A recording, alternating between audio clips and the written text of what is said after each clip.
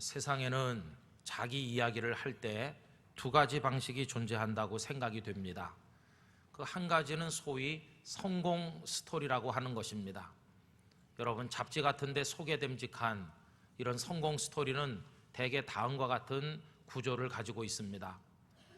저는 대단히 가난한 농촌에서 불행한 가정에서 태어났습니다. 보릿고개를 넘기기도 힘들 정도로 저희 가정은 정말 가난했습니다. 그나마 아버지께서 일찍 돌아가셨고 어머니는 재혼하셔서 제 곁을 떠나시고 저는 할머니 밑에서 성장했습니다. 그러나 저는 낙심하지 않았습니다. 성공해야 되겠다고 하는 의지가 강했고 목표가 있었기 때문에 저는 주경야독하면서 열심히 노력하고 공부했습니다. 남들이 배불리 먹을 때 저는 빈속을 찬 냉수로 채우면서 공부했지만, 그러나 정말 열심히 애를 써서 제가 명문대학에 합격을 했고, 그리고 졸업도 하기 전에 당당하게 사법시험에 합격했습니다. 이런 식으로 이어지는 것이 성공 스토리들의 일반적인 구조입니다. 여러분, 이런 이야기를 누가 할 때 그 이야기를 듣는 사람들의 마음이 어떠하겠습니까? 맨 처음에는 부러워하고 놀라게 될 것입니다. 이야, 저 사람 정말 대단한 사람이 아닌가 부러워하고, 나도 저 사람처럼 되고 싶다고 하는 마음을 가지게 될 것입니다. 그 다음에는 다짐을 하게 될 텐데, 오늘부터 나도 열심히 살자, 열심히 노력하자, 그래서 저 사람처럼 나도 성공 신화를 쓰자 하는 마음을 가질 것입니다. 그러나 여러분, 그 다음이 무엇일까요? 그 다음에 대부분의 사람들의 마음에 찾아오는 것은 깊은 좌절과 절망감과 열등감입니다.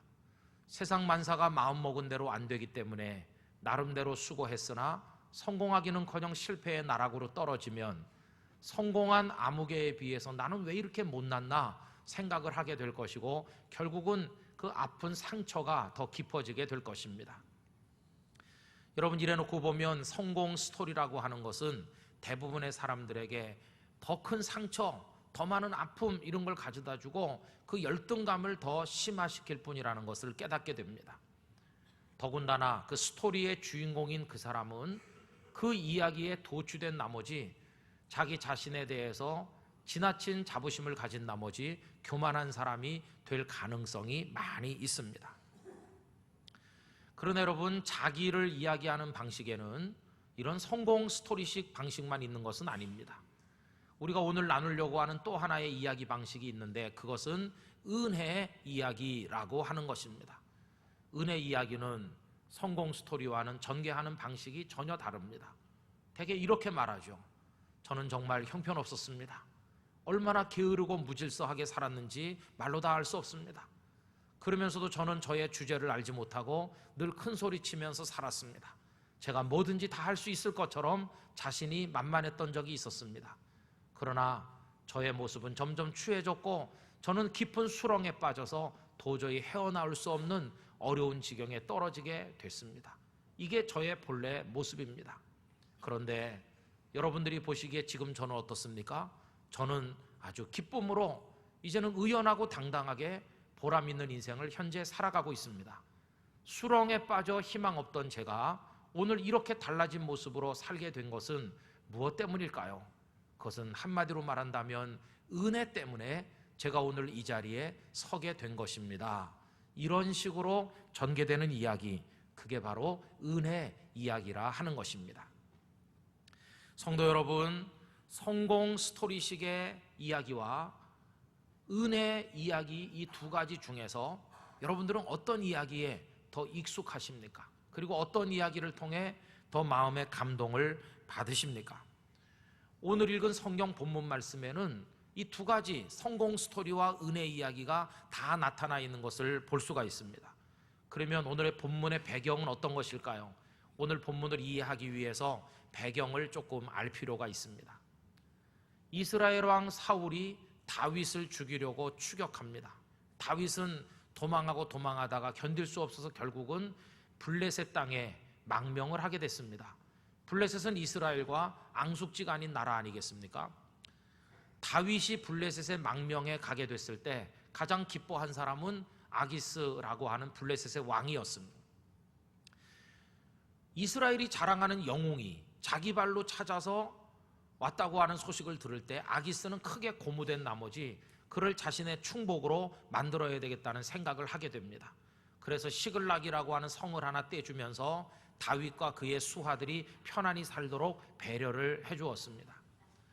그런데 얼마 지나지 않아서 이스라엘과 블레셋 사이에 국운을 건 큰 전쟁이 벌어지게 됩니다. 이때 아기스가 다윗을 불러서 말합니다. 이복의 다윗, 이제 자네는 내 땅에 와서 내 신하가 됐으니 이번 전쟁에 자네도 참전하는 게 마땅하네. 그러니 블레셋 장군의 갑옷을 입고 나와 함께 이스라엘을 치러 가세. 이렇게 이야기하게 된 것입니다. 졸지에 이스라엘의 영웅이던 다윗은 블레셋의 장군이 되어 이스라엘을 쳐야만 되는 이상한 상황에 떨어지게 됐습니다. 이건 정말 곤란하고 또 곤란한 상황이었습니다. 참전을 거부한다면 아기스 왕은 그를 죽일 것입니다. 반대로 블레셋의 한 사람이 돼가지고 참전한다면 이건 더더욱 말도 안 되는 것입니다. 하나님으로부터 이스라엘의 왕이 되라는 사명을 받은 다윗 아닙니까? 이스라엘 백성을 보호하고 잘 먹이고 입히고 행복하게 살도록 만들어야 될 그가 칼을 빼들고 이스라엘 사람들을 친다는 것은 이건 생각도 할 수 없는 일이었습니다. 만약에 그가 그렇게 한다면 나중에 그가 이스라엘의 왕이 될 무렵에 그가 과거에 이스라엘 백성을 자기 손으로 쳤었다고 하는 게 얼마나 치명적인 걸림돌이 되겠습니까? 이럴 수도 없고 저럴 수도 없는 아주 난처한 지경에 다윗이 떨어졌다는 것을 알게 되죠. 그러나 여러분, 하나님은 어떤 분이십니까? 우리 아버지 하나님은 피할 길을 내시는 분인 줄로 믿습니다. 다윗을 그 상황에서 꺼내주시는데 뜻밖에도 다윗에게 길을 열어주니는 이 아기스 왕의 신하들이었습니다. 왕은 다윗을 신뢰했지만 나머지 블레셋의 신하들은 다윗을 믿지 않았습니다. 다윗이 누군가? 우리가 자랑하던 골리앗을 죽인 원수가 아닌가? 그리고 이스라엘 사람들이 존경하는 영웅이 아니냐?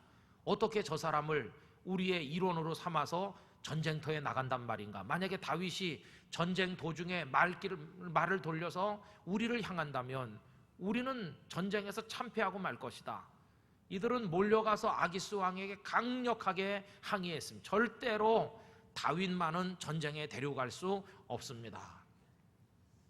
여러분, 이 아기스 왕은 어쩔 수 없어서 다윗을 전쟁에 참전하지 않도록 얘기하게 되는데, 불러서 나는 자네를 믿지만 내 다른 신하들이 자네를 믿지 않으니 어쩌겠나. 수하들을 데리고 시글락으로 돌아가서 기다리게, 이래서 그를 돌려보내게 됩니다. 여러분, 정말 난처한 지경에 떨어진 다윗을 하나님께서 묘한 방법으로 꺼내주셨다는 것을 알 수 있습니다. 이렇게 건져주시는 하나님의 손길이 우리의 삶 속에도 나타나기를 간절히 기원합니다. 돌아오는 다윗의 발걸음은 정말 가벼웠을 것입니다. 이 난처 지경에서 빠져나오게 하신 하나님 앞에 감사를 드렸을 것입니다. 그러면서 처자식이 기다리고 있는 시글락 땅으로 돌아오게 된 것이죠. 그런데 여러분, 이게 웬일입니까? 시글락에 가까이 오면 아이들과 아내들이 달려나와 영접해줘야 마땅한데 성은 텅텅 비어 있었습니다. 난장판이 돼 있었습니다. 와서 보니 처자식을 누군가 와서 다 잡아갔고, 그리고 재산들도 다 가져가서 아무것도 남은 게 없다는 것을 알게 됐습니다. 알고 보니 아말렉 사람들이 다윗이 성을 비운 그 틈을 이용해서 시글락을 침략했고 사람들을 사로잡고 모든 것들을 다 약탈해서 끌고 간 것입니다. 여러분, 이 상황을 맞이했을 때 이스라엘의 그 다윗을 추종하던 사람들 전부 절망했습니다. 얼마나 비통한지. 그들이 울고 또 우는데 그들의 슬픔에 관해서 사무엘상 30장 4절에 보면 이런 말씀이 기록되어 있습니다. 다윗과 그와 함께한 백성이 울 기력이 없도록 소리를 높여 울었더라. 아내도 뺏기고 자식도 뺏기고 재산이고 뭐고 다 털리고 이 난장판된 빈 성에 도착했을 때 그들이 울고 또 우는데 더 이상 울 기운이 없을 정도로 울었다는 것입니다. 얼마나 그 통분함이 컸는지 이들은 이 모든 것이 다윗 때문이라고 생각하면서 심지어 다윗을 죽이려고 할 그런 마음을 가질 정도로 상황이 심각했습니다. 그런데 여러분, 나중에 결과는 어떻게 됐나요? 결과는 그 모든 것을 만회했다는 것입니다.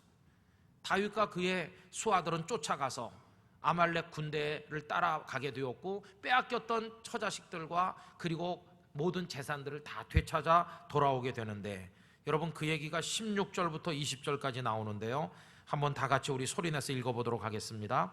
그가 다윗을 인도하여 내려가니 그들이 온 땅에 편만하여 블레셋 사람들의 땅과 유다 땅에서 크게 약탈하였으므로 말미암아 먹고 마시며 춤추는지라.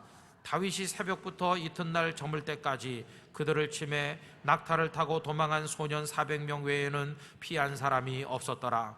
다윗이 아멜렉 사람들이 빼앗아 갔던 모든 것을 도로 찾고 그의 두 아내를 구원하였고, 그들이 약탈하였던 것 곧 무리의 자녀들이나 빼앗겼던 것은 크고 작은 것을 막론하고 아무것도 잃은 것이 없이 모두 다윗이 도로 찾아왔고, 다윗이 또 양떼와 소떼를 다 되찾았더니 무리가 그 가축들을 앞에 몰고 가며 이르되 이는 다윗의 전리품이라 하였더라. 아멘. 기뻐하면서 모든 걸 되찾아 가지고 돌아오게 되었다 하는 것입니다. 여러분, 살다가 잃고 빼앗긴 것들을 만회하게 하시는 하나님의 은혜, 그것을 우리도 경험하게 되기를 원합니다. 그런데 여러분, 이 기쁨은 오래가지 못했습니다. 왜냐하면 생각지 못했던 문제가 돌출되었기 때문입니다. 그 문제는 다른 게 아니라 이 빼앗아 가졌던 거 다시 되찾아왔는데 이 전리품이라고 생각되는 것들을 어떻게 누구에게 분배할 것인가 하는 문제로 갈등이 발생했기 때문입니다. 여러분, 그 당시 다윗을 따르는 사람들 중에서 칼을 빼고 같이 싸울 수 있는 사람이 600명 정도가 됐는데요, 이 아말렉 사람들을 따라가서 모든 가족을 되찾는 전쟁에 참여한 사람은 그 중에 400명이었습니다. 그럼 나머지 200명은 어떻게 된 것인가? 이들이 밤을 새워 아말렉을 쫓아가다 보니까 200여 명 되는 사람들은 기운이 처지게 됐습니다. 힘들어했습니다.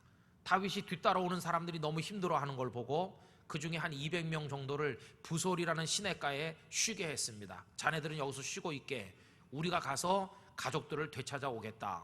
200명은 남게 되고 400명만 가서 싸우게 된 것이죠. 그런데 승리를 거둬가지고 돌아올 때 싸우러 갔던 400명 중에서 몇몇 사람들이 그 200명에 대한 불만을 이야기하게 된 것입니다. 이 전리품을 어떻게 분배할 것인가, 이 문제로 인한 갈등이 나타나게 된 것이죠. 여러분, 이 문제를 둘러싸고 아까 말씀 서두에서 이야기한 두 가지 이야기가 나옵니다. 하나는 성공 스토리식 의견이고 또 하나는 은혜 이야기식의 의견이었습니다. 그럼 성공 스토리식의 의견은 어떻게 제안되고 있습니까? 여러분, 22절 말씀을 다시 한번 읽어보도록 합시다. 다윗과 함께 갔던 자들 가운데 악한 자와 불량배들이 다 이르되 그들이 우리와 함께 가지 아니하였은즉 우리가 도로 찾은 물건은 무엇이든지 그들에게 주지 말고 각자의 처자만 데리고 떠나가게 하라 하는지라. 이렇게 나오죠. 아무것도 줄 수 없다고, 우리가 다 가져야 되겠다고 말하는 사람들이 악한 사람들이고 불량배다. 여러분, 어떻게 이런 사람들이 다윗의 수하에 섞여 있을 수 있었을까요? 그 연유는 이렇습니다. 사울 왕이 다윗을 죽이려고 했을 때 다윗은 홀몸으로 도망쳤습니다. 이 소문이 널리 퍼지니까 이스라엘 백성들 중에서 다윗을 평소에 존경하고 흠모했던 사람들이 한 사람 한 사람 다윗을 돕겠다고 모여들게 되고 숫자가 늘어나게 됩니다. 그런데 그 늘어나는 사람들, 다윗을 찾아오는 사람들 중에는 목적이 순수한 사람만 있는 것은 아닙니다. 그 중에는 세상에 적응하지 못하는 사람들도 있고 어중이 떠중이 다 있고 불량한 사람들도 있었다는 겁니다. 여러분, 이 대목에 관해서 사무엘상 22장 2절에 보면 이런 규절이 있습니다. 환난당한 모든 자와 빚진 모든 자와 마음이 원통한 자가 다 그에게로, 다윗에게로 모였고 그는, 다윗은 그들의 우두머리가 되었는데 그와 함께 한 자가 400명 가량이었더라. 22장에서는 400명쯤 됐는데 오늘 여기 30장에 와보면 숫자가 더 늘어서 600명 정도의 남자들이 모인 것이죠. 근데 그들 중에는 한 사람 한 사람 오다 보니까 불량배도 섞여 있고 마음이 악한 사람들도 개 중에 섞여 있었는데, 이 사람들이 눈앞에 이 전리품을 놓고 탐욕을 부리면서 갈등을 일으키게 되었다고 하는 것입니다. 자, 그럼 여러분 여기서 가만히 생각해 보세요. 왜 이 악한 불량배 같은 사람들이 나머지 사람들에게 그 물건을 나눠주기를 거부하는 것입니까? 다른 게 아닙니다. 내가 싸웠기 때문에, 우리가 싸웠으니까 이건 다 우리 거다 하는 그런 얘기입니다. 여러분 아마도 이렇게 말했을 것 같아요. 자, 생각해보라. 적들은 굉장히 숫자가 많았다. 우리는 숫자도 적었다. 600명이 다 가도 부족한 숫자였다. 그런데 그 중에 200명은 남아 쉬고 우리 400명만이 가서 그들을 물리치고 가족을 찾아왔으니 우리가 얼마나 힘들었겠냐. 우리 정말 죽기를 각오하고 싸웠다. 자, 이 내 팔에 이 칼자국 좀 봐라. 우리는 피땀을 흘려가면서 목숨을 걸고 싸워서 이거 얻은 거다. 근데 이 사람들은 여기서 놀면서 편안히 쉬고 있지 않았느냐. 그러니 어찌 이것을 이 사람들에게 줄 수가 있겠느냐. 이런 식으로 얘기한다는 겁니다. 이게 자기 이야기를 하는 것이죠. 누가 싸웠나? 내가 싸웠어. 누가 이겼냐? 내가 이겼어. 이것들 어떻게 얻었냐? 내가 얻은 거야. 누구 거야? 이것들이 다 내 거지. 이렇게 말하는 겁니다. 자기들이 싸웠고 자기들이 이겼고 자기들이 얻었으니 다 자기들 것이라는 겁니다. 여러분 그 주어가 뭡니까? 전부 납니다. 내가 싸웠어. 내가 이겼어. 내가 얻었어. 다 내 거야. 내가 노력해서 내가 성공했고 그러니까 다 내 거라는 겁니다. 이게 바로 성공 스토리식의 의견이었다 하는 것입니다. 그런데 여러분 거기 은혜 이야기를 하는 사람이 있었습니다. 그가 누구일까요? 그는 다윗이었습니다. 다윗은 우리가 싸웠고 우리가 이겼고 우리가 얻었으니 우리끼리 나눠 가지자 이렇게 말하지 않았어요. 다윗은 아무리 생각해봐도 빼앗겼던 사랑하는 가족을 되찾고 잃어버렸던 재산을 되찾아 올 수 있었던 것은 이것은 하나님의 은혜 때문이라는 것을 알고 있었습니다. 여러분 만약에 그 전쟁터에 지금 갔다 오는 길 아닙니까? 블레셋과 이스라엘의 전쟁 말이죠. 그때 아기스 왕이 끝까지 다윗과 그의 수하들을 이스라엘의 전쟁에 데리고 갔더라면 여기 시글락에서 지금 가족들이 다 붙들려가도 다윗은 모르고 되찾아오지도 못했을 거 아닙니까? 그런데 아기스 왕의 신하들이 참전에 반대하는 바람에 극적으로 되돌아오게 해주신 거 이거 하나님의 은혜였습니다. 더군다나 시글락에 도착하는 게 더 늦어졌더라면 이미 아말렉 사람들이 그 가족들을 다 끌고 아말렉 영토 깊은 한복판으로 들어가 버리면 추적해서 되찾아온다는 게 이게 불가능했을 텐데 그래도 마침 이른 시간에 도착할 수 있었기에 쫓아갈 수도 있고 되찾아올 수도 있는 거 아닙니까? 더군다나 그들이 어느 길로 어디로 갔는지 어떻게 알고 쫓아갑니까? 동쪽으로 갔는지 서쪽으로 갔는지 방향도 모르는데 그 아말렉 사람에게서 쫓겨난 한 사람이 길잡이가 돼줬기 때문에 정확히 따라갈 수 있었던 것이거든요. 더군다나 상대는 숫자가 많은데 적은 400명을 가지고 어떻게 되찾을 수 있었나요? 가보니 적들이 승리에 도취돼서 먹고 마시고 취해 있었길래 그들을 물리치고 빼앗아올 수 있고 다시 되돌릴 수 있었던 거 아닙니까? 그러니까 다윗은 하나하나 조목조목 따져봐도 이것도 하나님의 은혜고 저것도 하나님의 은혜고 다 하나님의 은혜였다는 것입니다. 사랑하는 처자식을 되찾은 거 하나님의 은혜고 빼앗겼던 소떼 양떼를 되찾은 거 하나님의 은혜다. 더군다나 아까도 말씀드린 것처럼 가족들이 뺏긴 것을 알게 됐을 때 그들이 울 기력이 없을 정도로 울었을 때 그 수하들이 다윗에게 책임을 돌리며 다윗을 죽일 생각까지 했다고 그러지 않았습니까? 그때 다윗이 굉장히 다급했거든요.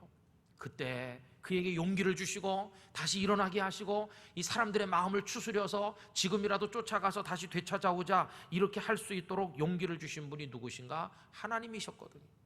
여러분 30장 6절 말씀으로 올라가서 한번 다시 읽어보도록 할까요? 백성들이 자녀들 때문에 마음이 슬퍼서 다윗을 돌로 치자 하니 다윗이 크게 다급하였으나 그의 하나님 여호와를 힘입고 용기를 얻었더라. 할렐루야. 그 다급한 절망의 순간에 힘을 주신 분 여호와 하나님이셔. 아까 말씀드린 것처럼 쫓아가서 가족들과 재산을 되찾아 오도록 하신 분 하나님이셨습니다. 이거는 아무리 생각해도 하나님의 은혜로 된 것이다. 그러니 여기 가족들과 이거 전부 다 하나님 은혜로 주신 거다. 그러니 어떻게 우리가 싸웠으니 우리끼리 나눠 가지자고 말할 수 있느냐? 그건 안 되는 거다. 그러니까 나머지 사람들에게도, 시냇가에서 쉰 사람들에게도 다 골고루 나눠주는 것이 하나님의 뜻이다. 이게 다윗의 생각이었습니다. 여러분, 오늘 본문 23절 24절 우리 다 같이 소리내서 읽어봅시다. 다윗이 이르되 나의 형제들아, 여호와께서 우리를 보호하시고 우리를 치러 온 그 군대를 우리 손에 넘기셨은즉 그가 우리에게 주신 것을 너희가 이같이 못하리라.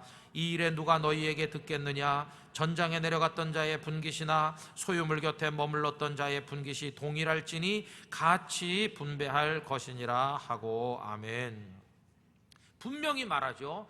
여호와께서 우리를 보호하신 거다. 우리를 치러 온 그 군대를 우리 손에 넘기신 분도 여호와 하나님이시다. 이거 하나님의 은혜다. 여러분, 그래서 오늘 본문 속에는 우리가 다 했다고 말하는 성공 스토리식의 의견과 하나님의 은혜였다고 말하는 은혜 이야기식의 의견이 서로 충돌하는 것을 볼 수 있습니다. 그러면 이 말씀을 통해 하나님께서 오늘 우리 땅끝교회 성도들에게 주시는 메시지가 뭡니까? 간단한 것입니다. 땅끝교회 교우들이여, 너희들도 은혜 이야기를 말하는 사람이 되라 하시는 것입니다. 여러분, 저도 여러분들도 다윗처럼 말하게 되기를 기원합니다. 은혜를 말하는 성도들이 되시기를 바라는 것입니다. 은혜를 이야기하는 사람, 5월달은요 은혜를 말하기 좋은 때입니다. 지난주에 우리 어버이 주일을 지났잖아요. 그죠? 어버이날이 있잖아요. 자식들은 부모님의 은혜를 말할 줄 알아야 됩니다. 부모님의 은혜로. 참 공교롭게도 저희 어머니께서 어버이 주일 전날 돌아가시고 그 다음에 장례를 하면서 저는 여느 때보다도 어머니의 은혜에 대해서 참 많이 생각을 하게 됐습니다. 하늘보다 더 높고 바다보다 더 넓고 깊은 게 바로 아버지 어머님의 은혜인 줄로 믿습니다. 은혜를 발견하고 은혜를 말할 줄 아는 자녀들이 돼야 됩니다. 부모님의 은혜로 내가 오늘 이렇게 됐습니다. 여러분, 그렇게 말하실 수 있게 되기를 원합니다. 절대로 잊을 수 없는 부모님의 은혜입니다. 또 5월 달에는 스승의 날도 들어 있습니다. 오늘 우리의 가슴 속에 갈무리 되어 있는 지식들과 세상을 사는데 필요한 여러 가지 삶의 원리들 누구에게 배웠나요? 유치원 시절부터 대학에 다니기까지 수많은 스승들이 우리 흘러내리는 코를 닦아주면서 어루만져 줘가면서 그렇게 우리를 가르친 겁니다. 그래서 우리가 그 귀한 스승님들을 통해서 그 많은 것들을 배운 겁니다. 여러분, 그분들의 존함을 기억하십니까? 그분들의 얼굴 모습이 생각나십니까? 그 숱한 스승들을, 여러분들은 그 은혜를 이야기하실 수가 있으십니까? 오늘 우리 대한민국은 지금 참 걱정스럽습니다. 교단의 권위가 다 땅에 떨어지고 학생이 선생님을 구타하고 학부모가 와서 선생님에게 삿대질을 하면서 경찰에 고발하느니 어쩌느니 정말 개탄스러운 상황이 눈앞에 벌어지고 있습니다. 도대체 스승의 은혜를 알지 못하고 있습니다. 예전에는 군사부 일체라고 나라를 다스리는 임금님이나 낳으신 부모님이나 가르치는 스승님이 다 똑같다고 하면서 하늘같이 존경하고 그분들의 은혜를 가슴에 새겼는데 오늘에 와서는 나라가 엉망진창으로 돌아가고 있습니다. 여러분, 이런 세상 속에 우리가 살고 있지만 이 땅의 그리스도인들은 은혜를 말할 수 있어야 된다고 저는 믿습니다. 우리 땅끝교회 성도 여러분, 은혜를 이야기하는 성도 되시기를 기원합니다. 우리가 말해야 될 은혜가 너무너무 많습니다. 그런데 그 중에 최고의 하이라이트가 뭘까요? 우리가 말해야 될 은혜의 최고봉이 뭔가? 그것은 다름 아닌 우리를 죄와 사망과 사탄의 손에서 건져주신 하나님 아버지의 은혜인 줄로 믿습니다. 성부 아버지 하나님, 우리를 구원하시기 위해서 독생자 우리 주님 예수님을 세상에 아낌없이 보내주셨습니다. 그리고 예수님은 이 땅에 오셔서 십자가 지고 그 몸을 찢어 그 피를 쏟아서 우리의 죄를 맑게 씻겨주시고 부활하심으로 영원한 생명의 길을 활짝 열어주셨습니다. 성령님은 무슨 일을 하셨나? 닫혀있고 굳어있고 완악하기 짝이 없는 우리의 마음을 빗장을 열으시고 마음문을 두드리시고 굳어진 마음을 녹이고 깨닫게 하시고 믿게 하셔서 고백하게 하시고 예수 그리스도의 십자가 보혈을 통해 하나님의 아들과 딸이 되도록 하셨을 뿐만 아니라 이 땅에 사는 동안에도 명예로운 하나님의 자녀로 살다가 육신의 장막이 다하고 우리 숨이 끊어지는 그 순간 영원한 생명의 천국으로 인도해 가시는 구원의 은혜를 우리의 것이 되게 하시는 그런 놀라운 일을 성령님께서 하셨습니다. 성부 하나님, 성자 하나님, 성령 하나님, 이 삼위일체 하나님의 은혜의 이야기, 그게 우리 성도들이 이야기해야 될 아름다운 은혜 이야기의 최고봉인 줄로 믿습니다. 여러분이 은혜가 여러분들의 가슴 속에 풍성하게 넘쳐나시기를 진심으로 기원합니다. 그리스도인들과 그리스도인이 아닌 사람들의 차이가 뭐냐? 은혜를 말할 수 있느냐 없느냐의 차이인 것입니다. 많은 사람들이 저절로 된 것처럼 말하고 있습니다. 그러나 우리는 은혜로 되었다고 말합니다. 많은 사람들이 내가 얻었다 이렇게 자랑합니다. 그러나 우리는 하나님께서 주셨습니다 라고 말합니다. 누가 진정으로 행복한 사람일까요? 여러분, 성공 스토리를 늘어놓는 사람은 행복하지 않습니다. 왜냐하면 내가 얻었으니까, 지금 누리는 건 다 내가 쟁취한 거니까 이건 당연한 거야. 그러니까 감사도 없고 감사하지 않으면서 누리는 건 행복하지 않습니다. 그러나 은혜를 깨닫는 사람은 아무리 생각해도 지금 내가 누리는 것은 이건 내가 누릴 자격이 없는데 하나님이 주신 거야. 그러니까 감사하고 감격하고 매일매일이 매순간 매순간이 행복에서 행복으로 연속되는 삶을 살아가게 되는 것입니다. 여러분, 이런 삶을 우리들이 누리게 되기를 간절히 소원합니다. 성공 스토리를 말하는 사람들은요, 목소리가 점점 커져요. 그리고 톤이 자꾸 높아져요. 얘기할수록 자기 도취에 빠져요. 그래가지고 교만하기 이를 데 없는 사람이 돼요. 그러나 은혜를 말하는 사람은 평범하게 시작했던 목소리인데 그 목소리가 나중에 촉촉하게 젖어들고 그 은혜를 말할수록 은혜가 사무치면서 목이 메서 말할 수 없게 되고 이제는 소리로 말하는 것이 아니라 눈물로 말하게 되고 감격해서 말을 다 이어갈 수 없을 정도로 은혜에 감격한 사람이 된다는 것입니다. 여러분, 이런 사람은 하루를 살아도 감사하고 무엇을 해도 감사하고 언제나 기쁨과 감격으로 살아가게 될 줄로 믿습니다. 은혜를 깨달을 때 우리는 사도 바울처럼 되는 것입니다. 고린도전서 15장 10절에 바울의 고백, 그러나 내가 나 된 것은 하나님의 은혜로 된 것이니 내게 주신 그의 은혜가 헛되지 아니하여 내가 모든 사도보다 더 많이 수고하였으나 내가 한 것이 아니요 오직 나와 함께 하신 하나님의 은혜로라. 할렐루야. 우리도 이렇게 고백하게 될 줄로 믿습니다. 여러분, 오늘 여기 3부 예배 어떻게 나오셨나요? 내가 일어나서 내가 씻고 내가 운전해서 내가 왔지 이렇게 말씀하면 안 되고 하나님께서 나를 오늘 이 귀한 자리로 인도해 주셨습니다. 이렇게 말씀하실 수 있게 되기를 바라는 것입니다. 지나온 살아온 길 되돌아보니 나는 허물과 죄가 너무 많은데 나를 구원하신 것은 주님의 은혜라. 우리가 이거 가지고 찬송합니다. 내 평생 살아온 길 뒤를 돌아보니 걸음마다 자욱마다 모두 죄뿐입니다. 우리 죄를 사하신 주의 은혜 크시니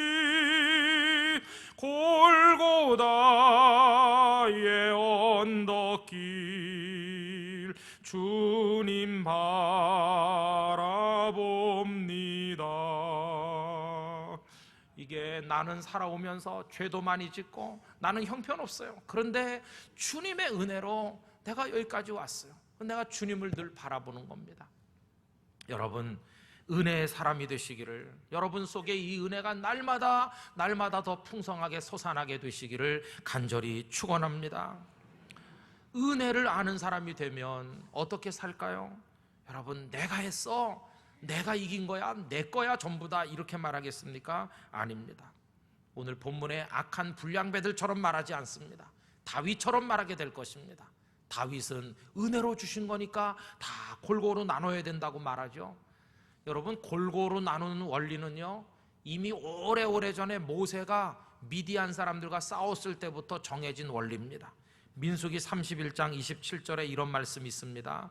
그 얻은 물건을 반분하여 그 절반은 전쟁에 나갔던 군인들에게 주고 절반은 회중에게 주고, 싸움에 안 나갔던 회중들도 다 나눠주도록, 골고루 나눠주도록 하는 게 이게 은혜의 원리고 모세가 정했던 원리였습니다. 여러분, 하나님의 구속의 은혜라고 하는 것은요, 본래 다 똑같이 받는 겁니다. 마태복음 20장에 보면 포도원 품꾼의 비유가 나옵니다. 어떤 포도원 주인이 아침 일찍 장터에 나가 일할 사람들을 모아가지고 포도원에 보냈습니다. 그렇게 여러 번 하다가 오후 늦게 5시쯤 됐을 때도 나가 몇 사람을 또 보냈습니다. 늦게 간 사람은 1시간밖에 일하지 않았습니다. 그런데 일이 끝났을 때 품삯을 나눠주는데 아침 일찍 온 사람부터 주는 게 아니라 맨 늦게 온 사람부터 주는데 똑같이 한 데나리온씩을 준다고 그랬습니다. 이 한 데나리온은 하나님께서 우리에게 주시는 구원의 은총을 상징하는 것입니다. 그런데 구원의 은총은 다 똑같이 받는 것입니다. 아침에 온 사람이나 늦게 온 사람이나. 여러분, 목사라고 구원의 은총을 더 많이 받는 게 아닙니다. 제가 받은 구원의 은총이나 여러분이 받은 구원의 은총은 다 똑같은 줄로 믿습니다. 부자나 가난하나 모두가 똑같아요. 제가 갈 천국은 따로 있고 여러분이 갈 천국 따로 있고 그런 게 아니라 우린 동일한 하나님의 은혜를 받아 동일한 천국에서 동일한 영원한 생명 누리게 될 줄로 믿습니다. 은혜는 본래가 그런 것입니다. 여러분, 이제 은혜를요 전부 내가 쟁취한 것처럼 말하는 어리석음을 범해서는 안 됩니다. 저는 우리 땅끝교회가 은혜로 사는 교회가 되기를 원합니다. 은혜로 사는 방식은 어떻게 사는 것인가? 첫째는 그 은혜를 깨닫고 감사하는 것입니다. 감사. 이제 주어를 바꿔야 됩니다. 내가 했어 이렇게 말씀하지 말고 어떻게 해야 될까요? 하나님께서 하셨어, 하나님께서 주셨어.